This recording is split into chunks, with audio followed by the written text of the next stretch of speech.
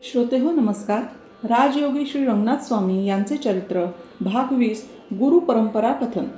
हरिद्वार क्षेत्री खूप मंदिरे होती, परंतु तेथील गंगा पूजन आणि त्या पूजनाचे महात्म्य आगळेच.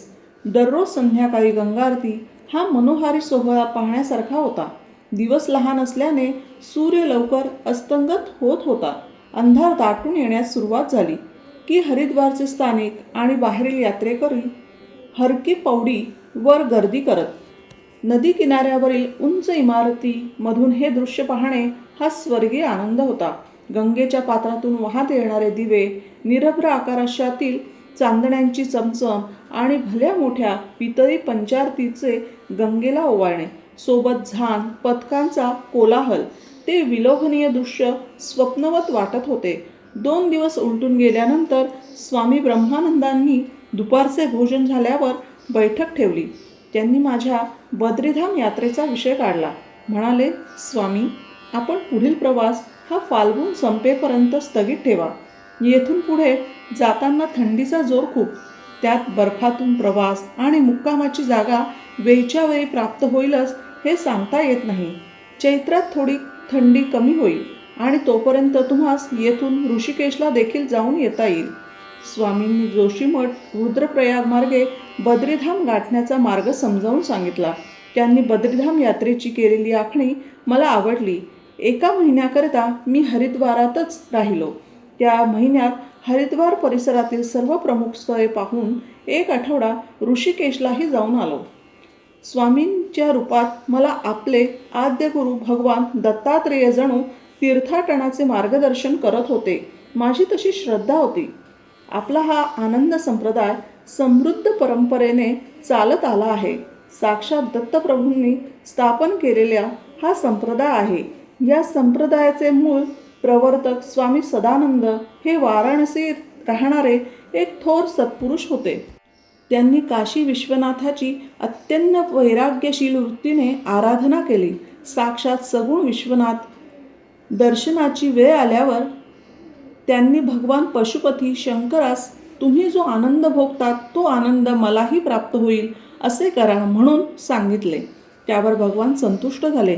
त्यांनी सदानंदांना दत्तप्रभूंची कृपा आणि अनुग्रह प्राप्त होण्यासाठी दक्षिण दिशेकडे पायी तीर्थयात्रा करीत जाण्याची आज्ञा केली. हे सदानंद मोठ्या आर्ततेने दत्तनामाचा घोष करीत पायी नैमिषारण्य ओलांडून दंडकारण्यात पोहोचले. दंडकारण्याच्या दक्षिण भागात दत्तघोष करीत जात असताना कल्याण नगरीच्या जवळ आले. तोच त्यांना गावाबाहेरील एक निर्जन स्थळी एक गुहा दिसली. त्या गुहेत धीर गंभीर आवाजात ओंकाराची आवर्तने ऐकू येत होती. ते त्या अंधारी गुहेत खूप आतपर्यंत गेले. जसे जसे आत गेले तसे तसे प्रकाशाचे प्राबल्य वाढत गेले. आतील भागांमध्ये एक दिव्य प्रकाश आढळून आला. त्या अलौकिक प्रकाशात ध्यानस्थ बसलेले, प्रसन्न मुद्रा धारण केलेले अनसूया भगवान श्री दत्तात्रेयांचा त्यांना साक्षात्कार झाला. त्यांनी चरणी दंडवत प्रणाम करून सदानंद बराच काळ तसेच पडून होते. काही वेळाने प्रभू दत्तात्रेयांनी त्यांना उठवून मंद स्मित करीत मौनानेच शुभ आशीर्वाद दिले. सदानंदांचा गुरुशोध संपला होता. भगवान दत्त प्रभूंनी सदानंदांच्या मस्तकी वरदहस्त ठेवला. म्हणाले, सदानंदा, निस्वार्थ बुद्धीने आणि समाधानाकरिता आचरण केल्याने विश्वेश्वराच्या कृपेने तुला माझी प्राप्ती झाली आहे. तू अपेक्षा केलेल्या वरप्राप्तीचा तू पूर्ण अधिकारी आहेस. तुला अपेक्षित असलेली भगवान पशुपती जवळील आनंद आणि समाधानाची प्राप्ती आत्मस्वरूपी स्थित झाल्यानेच होणार आहे. त्या आत्मस्वरूपी स्थित कसे व लीन व्हावे ह्याचा विधी, ध्यानधारणा आता तुला मी शिष्य म्हणून स्वीकारून निश्शेषपणे प्रगट करतो. माझ्या या योग वैभवाचा निरतिशय आनंद तू भोगतच होता, परंतु जनकल्याण आणि लोकोद्धारासाठी देखील याचा प्रसार करण्यासाठी लागणारी पूर्ण शक्तीही तुला देतो. सदानंद, हे योग वैभव अमोघ असून समाधान प्राप्तीचा शास्त्र प्रतिपादित मार्ग आहे. त्या गुहेमध्ये हे योग वैभव दीक्षा रूपाने संक्रमित झाल्यानंतर 21 दिवस सदानंद त्या योग समाधीत निमग्न होते.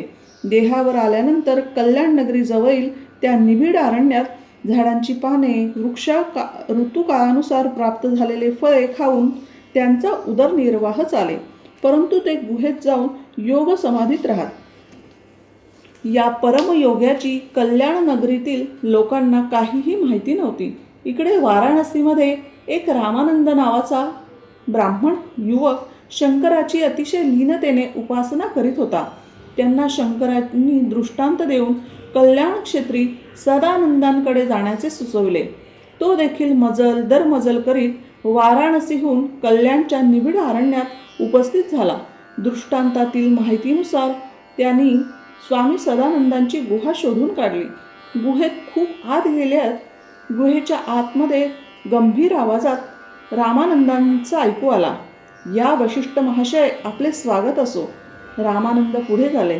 समोर पाहतात तो दिव्य प्रकाशात नाहून निघालेल्या तेजस्वी स्वामी सदानंदांनी त्यांना स्वागताचे बोल उच्चारलेले त्यांनी ध्यानी आले.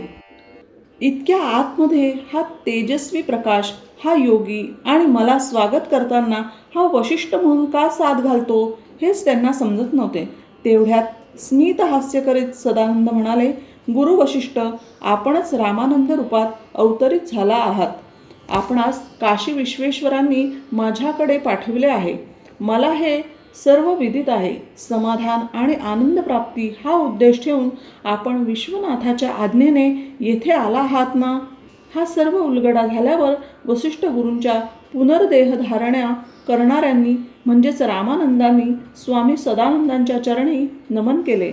सदानंदांनी त्यांना अनुग्रह करून आपल्या शेजारीच ध्यानस्थ बसवले. त्या समाधी अवस्थेत दोघेही गुरुशिष्य पूर्णपणे देहबुद्धी विसरून गेले होते. असे तहान भूक विसरून बरेच दिवस झाले तरी दोघांची समाधी अवस्था भंग होत नव्हती. तेवढ्यात गुहेच्या बाहेर मोठ्या मोठ्यांनी शोकविवल रुदनाने स्वर ऐकू आले. दोघांचीही समाधी भंग पावली. स्वामी सदानंदांनी त्यांना बाहेरील गोंधळाचे कारण काय ते पहा म्हणून सुचविले.